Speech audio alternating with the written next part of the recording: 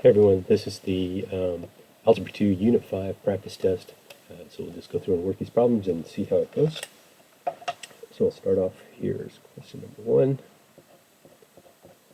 1. In this problem, they are just asking you to identify the degree and the coefficient of each of the terms. Now, the tricky thing is that this polynomial is not in standard form. Okay, so but what they're asking for here is just the terms as they're listed. So we'll just list the degree and coefficient of each one of these. So the first one has a degree of 4, and the coefficient there is 5. The second term has a degree of 1. This is x to the first power, coefficient of -7. The third term has a degree of 3 and a coefficient of 5. The fourth term has a degree of 2 and a coefficient of -6. And the fifth term has a degree of 0. There are no x's in there. And then a coefficient is -5, just a constant. Okay. And then the second part, they're asking you about the leading coefficient, the leading term. They're actually talking about this in standard form. So they want to know what's the leading coefficient. So in standard form, the leading coefficient would be the largest degree. And in this case, it does happen to be the first one. So the leading coefficient here is 5. Our largest degree is 4. So that's the coefficient that goes with that. The degree of the leading term is 4, fourth degree polynomial. And then the degree of the overall polynomial is 4. Okay. So the question is a little confusing the way it's asked, but hopefully that makes sense. We'll go on to question number 2. So question number 2, they're just simply asking us to add those things together. So we've got -8t to the 8th plus 14t to the 4th plus -9t to the 3rd power minus 3t to the 8th power. Okay, so we're just going to go ahead and add those together. It's just addition here, so we don't have to change any signs, so we can just combine like terms here. So we'll start with the biggest degree. The biggest degree, we've got some t to the 8th term, so we've got 2 of them there. So we'll combine those together. -8 plus -3 is -11, t to the 8th. And then we've got t to the 4th power.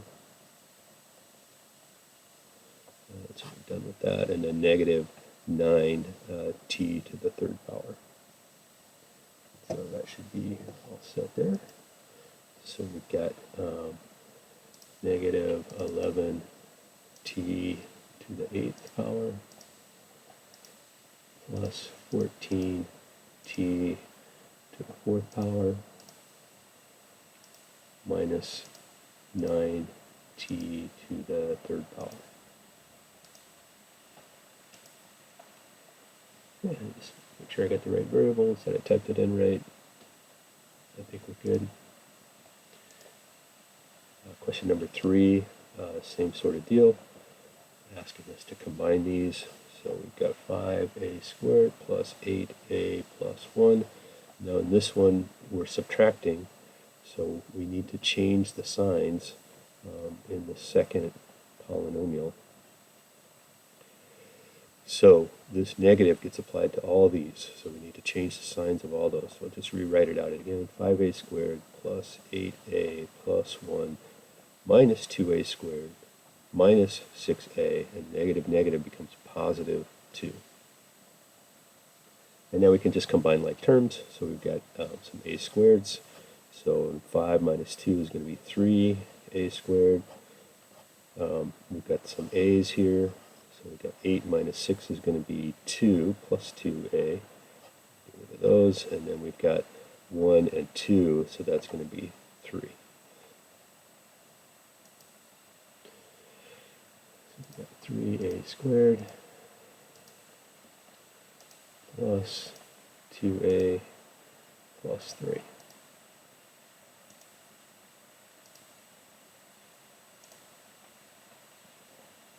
Number 4, same kind of question, a little more complicated, larger polynomials there. So we've got the first one, negative 5a to the fifth minus 2x squared minus 10x plus 2 minus negative 4a to the fifth minus 8a to the fourth plus 3a squared minus 2x. And I'm not sure why I wrote a's there, but those should all be x's. I think I was stuck on the last problem there and they were using a's. So those should all be x's. Okay. So make sure I get that written down right. X to the fifth, 8x to the fourth, 3x squared minus 2. Okay, I think we're all set there. So I'm going to go ahead and change all the signs of these. So I've got minus 5x to the fifth minus 2x squared minus 10x plus 2. Negative negative is going to be positive 4x to the fifth. Negative negative is going to be positive 8x to the fourth minus 3x squared. And again, we have negative negative, that's going to be plus 2x.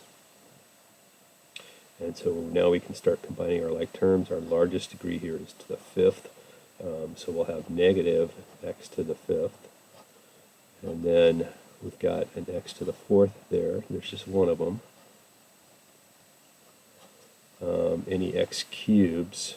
I don't see any x cubes, so we'll go on to x squareds.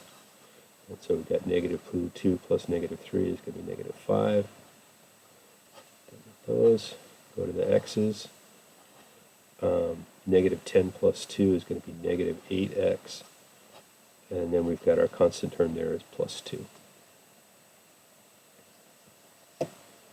Okay, so it's typed in here. We've got negative x to the fifth plus 8x to the fourth minus 5x to the second minus 8x plus 2. Just double check, make sure I typed that in right. I think that looks good. So go ahead and submit that. Okay, problem number 5 here. They're giving us the situation. So they give us a polynomial there. So that polynomial is y equals negative 0.78 x to the fourth power plus 3.1 x to the third power plus 26.2. And they tell us that that it describes the billions of flu particles in a person's body, and they say x represents the days, and so y is going to represent the number of flu particles. Okay. And so they want to find the number of virus particles after 1 day. So if this was written as a function, right, what they'd be looking for is they'd be looking for f of 1. They want us to plug 1 into that function and see what that number is.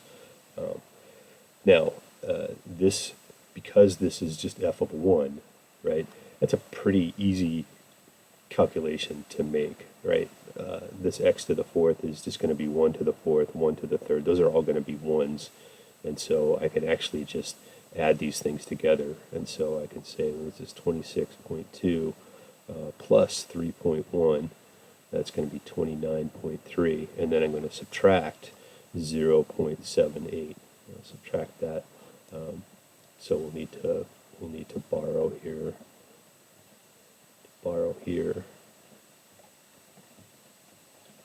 So 28.52. So 28.52 billion flu particles. Okay. Now, if that was asking for something other than like day 1, that's a lot of stuff to calculate, right? You're going to do, if they wanted to know after day, 3 or something like that, you're going to have to calculate those out. There's a lot of multiplication and calculating that you have to do there. So what I would do on that is I would just simply go to decimals and put it in there. So I'm actually gonna do that. So let me turn Desmos on here, and I'm just gonna copy and paste this formula or this equation, and make sure I've got those set as exponents. And so you can see what that function looks like there. And so so I can see here's day 0. To the left of this y-axis, this graph doesn't really make sense, and below the x-axis it doesn't make any sense. But really, just looking at this portion of the graph right here, and so if I wanted to look up, the different values there, I could change this to a table of values, and then I could just see what happens there. And so I can see on day 0, initially there's 26.2 billion particles. After 1 day, 28.52 billion, which is what we calculated. And then after 3 days, you can see it gets up to 38. And then I could look at that.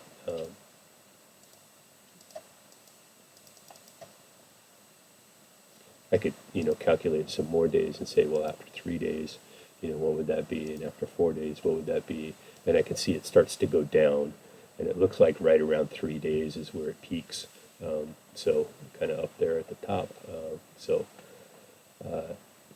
this is a better way of just kind of examining that function and seeing what's going on with it.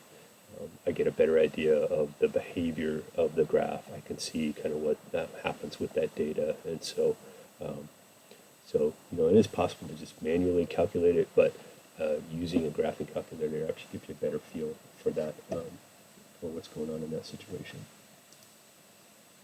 Okay, so we'll go ahead and put our answer in here. Our answer was 28.52 billion particles, and we'll go ahead and submit that. Okay, I'm going to pause the recording for a second here. Okay, so let's move on to the next question here, question 6. So question 6 is asking us to multiply these things. So this is fresh paper, and we're asked to multiply these two polynomials together. So they give us 7x and 3x squared. And so we're just going to multiply the coefficients. 7 times 3 is 21. And we're multiplying these variables with exponents, so we're going to add the exponents. So this is a 1. So this is x to the first, x to the second. That's going to be x to the third power. Now, they're asking this question is kind of in a weird form. They say this is in the form of c x to the p, and what they're talking about there is they're saying, well, c, this is the coefficient, right? And then this is the power, right? The power or the exponent. And so they're asking you what those are. So in this case, our c is going to be 21, and our p is going to be 3.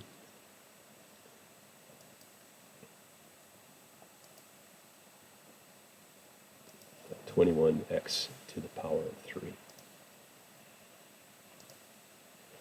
Okay, question 7. So again, we're multiplying. So we've got 4x cubed times 2x squared plus x plus 3.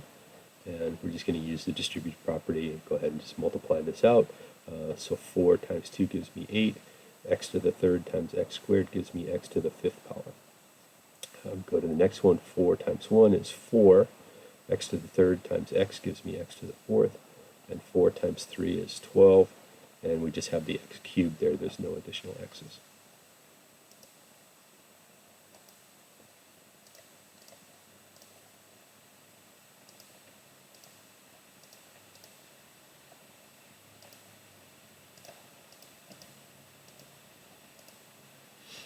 Okay, so 8x to the fifth plus 4x to the fourth. I made a mistake there.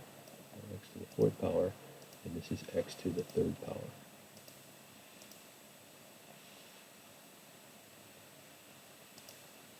Okay, good. Question number 8.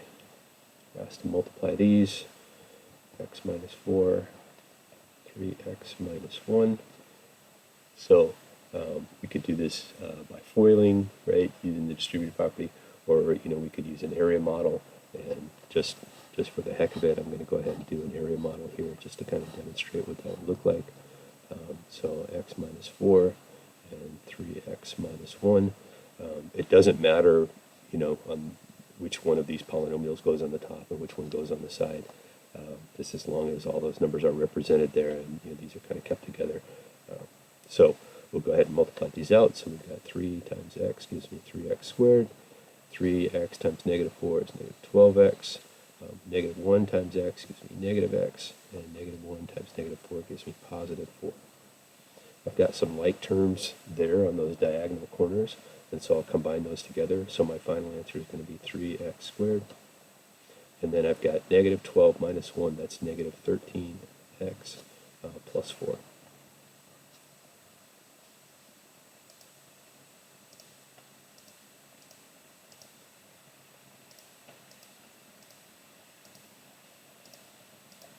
Three x squared minus 13x plus 4.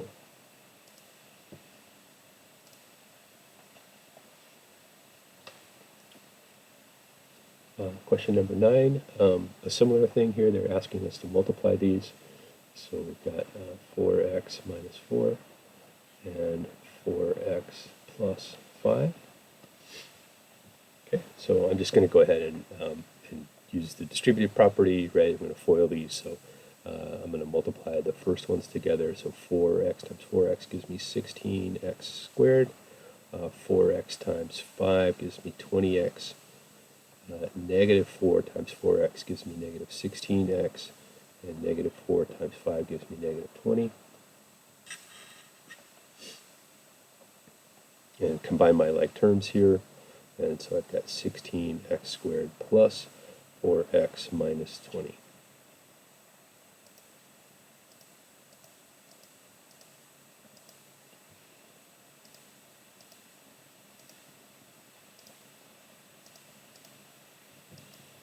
(16x squared plus 4x minus 20).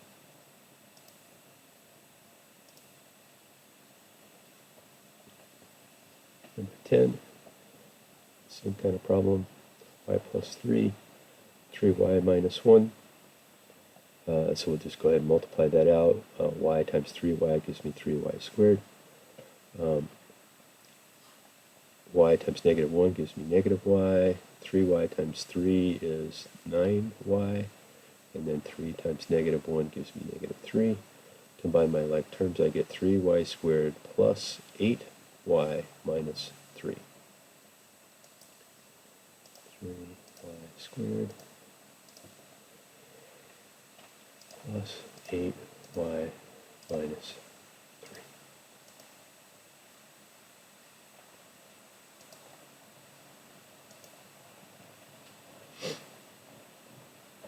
Question number 11. Here we've got 3 polynomials that we're multiplying together. And for multiplication, right, it doesn't matter what order you multiply those in, just as long as everything gets multiplied. But I'm only going to multiply 2 things at a time.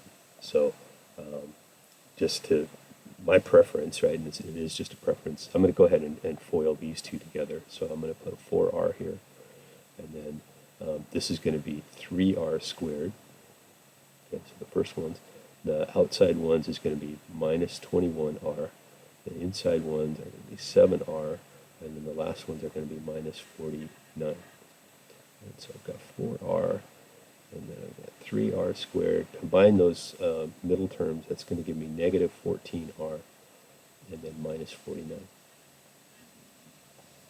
Okay, so the last step there is I just have to use the distributive property and go ahead and distribute that out. So I'm going to get 12r to the third power, and then 4 times 14, I believe, is 56.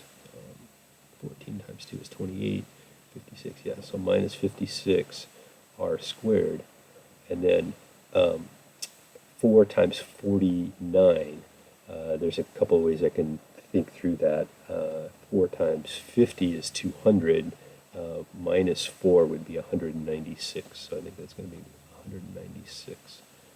And I can check that. 4 times 40 is 160 plus 36 is 196. So, and if you can't do that mental math, that's fine. Just grab a calculator and calculate it out. And so there we have our answer. So we've got 12r cubed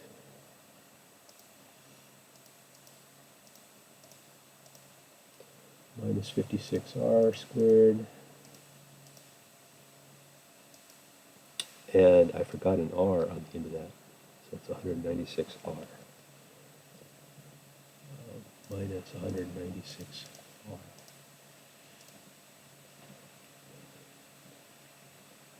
And I always like to just take a second at the end, kind of look at my work, look at the answer.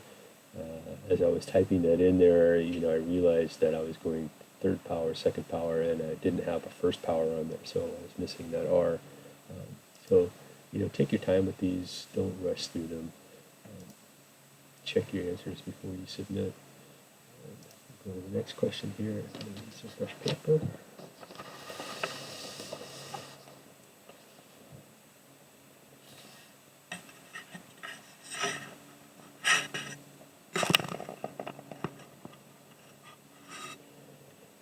Okay, so problem number 12.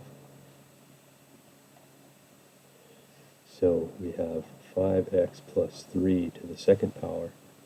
And a really common thing, a really common mistake that people do is they'll just square. They'll say 5x squared plus 3 squared. That's not what that means. This means 5x plus 3 multiplied by itself, multiplied by 5x plus 3. And so we want to go ahead and FOIL that out. So this is going to be 25x squared. And the inside ones, I've got 15x, and the outside ones, I've got another 15x. That's going to be 30x. And then the last ones are going to be 3 times 3 is 9. Okay, so this is a perfect square polynomial. We're squaring, right, this binomial here. And so so we can recognize the shortcut here, right, which is we square the first term, we square the last term, and then for the middle term, we multiply the first times the second times 2. Right, because there'll be 2 of them that when we get to that middle term. So there is a shortcut there that we can kind of take if we see it. 25x squared plus 30x plus 9.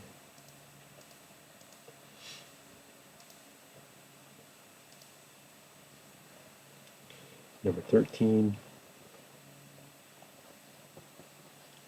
So I recognize what's going to happen here. I see that I've got the same numbers here, it's just that one is positive and one is negative, right? So the only difference between those two binomials is that one has a positive constant and one has a negative constant, but they're both the same numbers. So this is going to end up being a difference of squares. And so when I multiply the outside and the inside ones, I'll get opposite numbers and they will cancel out. Okay, so we'll see how that happens here. So this is x squared. If I multiply these two together, I get minus 8x. These two I get positive 8x. And then the last two I get minus 64. And so these middle terms here cancel out. And so I'm just left with x squared minus 64.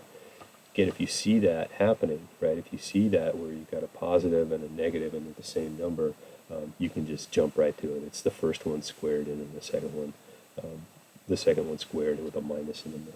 So we get x squared minus 64.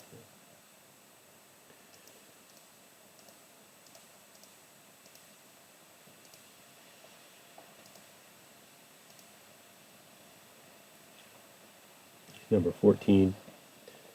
So we've got a couple of multiplications that we have to do plus a subtraction there to do. So so these are all squares, and so I know how these are going to work out. This is going to be x squared, and then to the middle term is going to be 1 times x times 2, so that's going to be 2x, and then the last term is just going to be 1 squared. And then minus, and then this is going to work the same way. This is going to be x squared. 4 times x times 2 is 8x, and then 4 squared is 16. So again, if you can recognize those patterns, it saves you a little bit of time. So here I've got x squared plus 2x plus 1 minus x squared minus 8x minus 16. And so my x squareds will cancel each other out. I'll have 2x minus 8x, that'll give me negative 6x. And then I've got 1 minus 16, that's going to give me minus negative 15. Okay, so we've got negative 6x minus 15.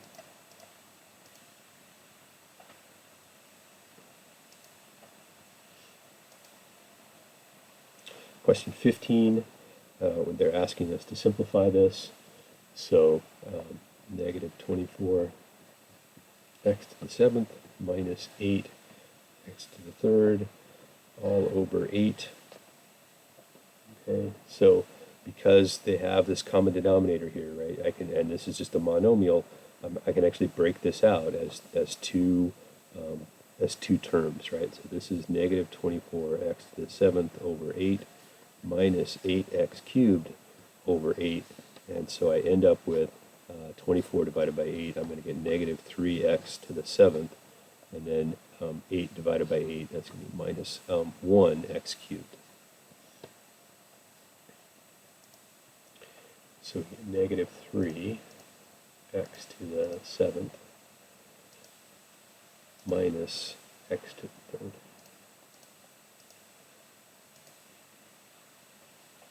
Okay, no, I don't have to break them out like that every time if I can see that, but I was just trying to show how that works. Okay, so the next problem, number 16, it's a similar problem here. We've got 6x to the 6th plus 4x cubed minus 6x squared, all of that over 2x squared. Now, I could, break these apart and, simplify them all individually, but I know that I'm just going to take this, right, and divide it by each one of these. So I can see that the 2's will cancel out. I can see that there's always at least the same number of x's or more x's in the top. So my denominator here is going to simplify and reduce out. Okay, so I'm just going to do these one at a time. 6 divided by 2 is 3, and then x to the 6th divided by x squared is going to be x to the 4th. 4 divided by 2 is going to be 2. X cubed divided by x squared just gives me x. And then I've got negative 6 divided by 2 is going to be negative 3. And then x squared divided by x squared is just 1, so there's no x's left there. So I'm just left with 3 x to the 4th plus 2x minus 3.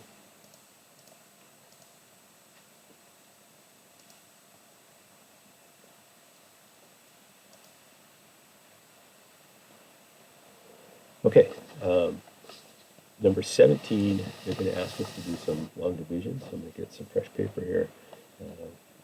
Sorry, I got lots of room. So this long division process, right, this is number 17. Okay, so we're going to write the denominator outside here. This is going to be x minus 2. And then under the quotient thing, we're going to put this. So I've got x cubed minus 3x squared. Now, notice that there's no x term in here, right? This is an x to the 3rd power. I should have 3, 2, 1, and 0 for my exponents. And I'm missing an x, so I need to put a placeholder in there. That placeholder is really important. Okay, and so now I'm just going to go through that process of long division. So I'm going to go x times what gives me x cubed? Well, that's going to be x squared. So I multiply x squared times this, I get x cubed minus 2x squared. And then I subtract here. And when I subtract, I'm just going to make sure that I kind of note that, right, that I'm doing that. So I'm going to change that to a negative, change that to a positive. And so this gives me negative x squared. And then I'm going to go ahead and bring down my next term. So that's going to be plus 0, so that won't that won't change. And so I'll go again here. X times what gives me negative x squared? That's going to be negative x. So negative x times x is going to give me negative x squared. Negative x times negative 2 gives me positive 2x. And again, I'm going to change the signs on these because I'm subtracting. And when I add those together, I'll get negative 2x. And then I can bring down my last term here, which is 8. And so I'm going to go x times what gives me negative 2x, so that's going to be negative 2. Multiply negative 2 times this, I get negative 2x plus 4. And then I'll change these signs here again because I'm subtracting.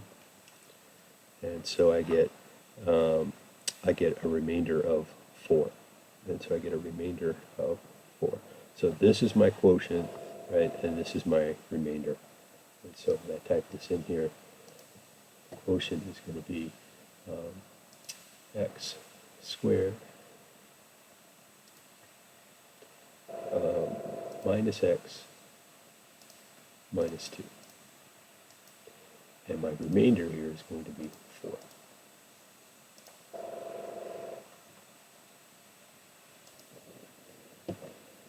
Okay, question 18. Similar thing, we've got a slightly longer polynomial here, but the process is exactly the same. And so I'm going to put x plus 6 on the outside, and then I'm going to have x to the 4th plus 7x cubed. I'm missing an x squared, so I need to put a placeholder there, 0x squared, minus 35x plus 7. Okay, so this might take a little bit of room here, but I think we'll get it. So this is going to be x cubed here, so I'm trying to make an x to the 4th, and so when I multiply that, I get x to the 4th plus 6x cubed. And I'll change those signs. This is going to be negative and negative. Add those together, and I will get x cubed. I'm going to bring down the 0x squared, right? So 0x squared, that's just going to be nothing. And so I'll just leave that like that. And so multiply x times what to give me x cubed? It's going to be x squared. So I multiply x squared times that. I'm going to have x cubed plus 6x squared. Change those to negatives. Add those together, I get negative 6x squared. Bring down the next term, minus 35x. And so I need to multiply this by negative 6x. So negative 6x squared. And 6 times 6 is 36. That's going to be minus 36x.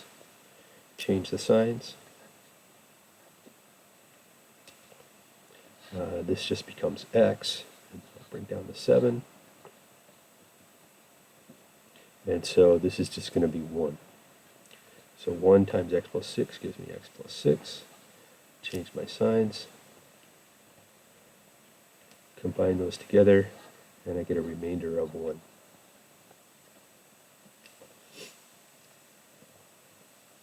Okay, so my quotient is x to the 3rd power plus x to the 2nd power minus 6x plus 1. My remainder is going to be 1.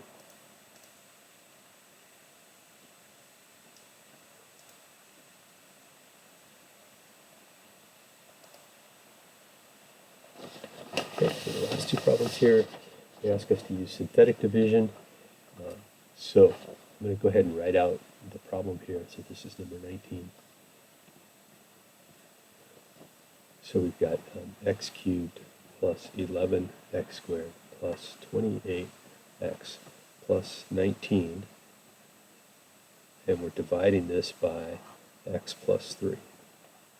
Okay, so when we set up our synthetic division, the number we put out here is going to be whatever is going to make this equal to 0. So in this case, this is going to be negative 3.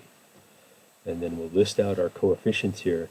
And so we've got 3, 2, 1, 0. So we're not missing any terms there. So we can just write these out. So the coefficients are 1, 11, 28, and 19. Okay, so they give those to us on the screen there, and then we'll go ahead and go through this process. This first number just drops right down, and then I'm going to multiply. Negative 3 times 1 gives me negative 3. Add these together, that gives me 8, and then negative 3 times 8 gives me negative 24. Add those together, I get 4. Negative 3 times 4 gives me negative 12. I add those together, I get 7. Okay, so this number right here is my remainder. And then I work backwards from that. So this number is my constant, this number is my linear term, right? And then this number is my squared term. So I get x squared plus 8x plus 4 with a remainder of 7. So the number that goes here is negative 3. And then this number here is negative 3, negative 24, and negative 12. And down here I get 1, it's my coefficient, 8, and 4. And then my remainder here is 7. So the quotient is, and remember that these numbers just represent the coefficients, right? So I'm not putting any x's or anything in there. So here, the quotient here is x squared plus 8x plus 4. And my remainder is 7.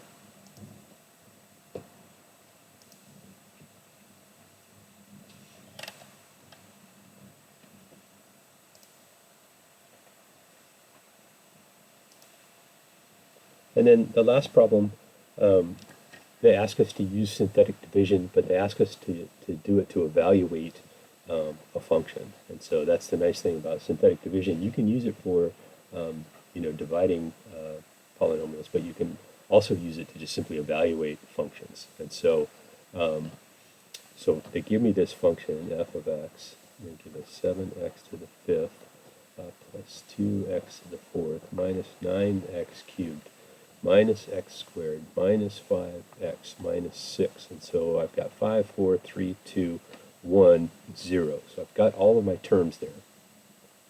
Okay, and they're asking us to find f of negative 2.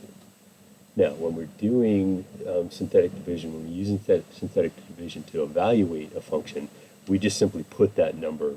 That's the number that goes on the outside there. So I don't have to calculate anything. I can just put that number in there.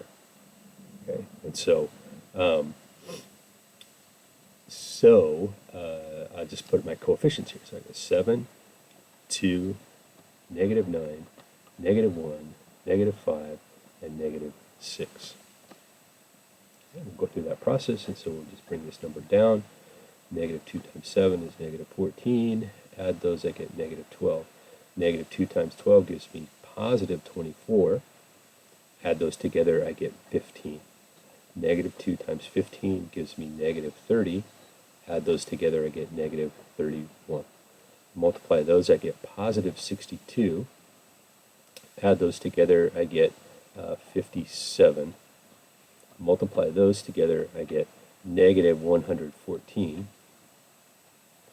Add those together, I get negative 120. This remainder here, right, that last number, that's the evaluation. So if I plugged negative 2 into this polynomial, I would get negative 120. And you can always, check that. You can switch to Desmos. You could put that whole function in there. You could turn it into a table of values and look up negative 2, and that's what it should be. But this is kind of a quick and easy way to go through that, so that should be negative 120.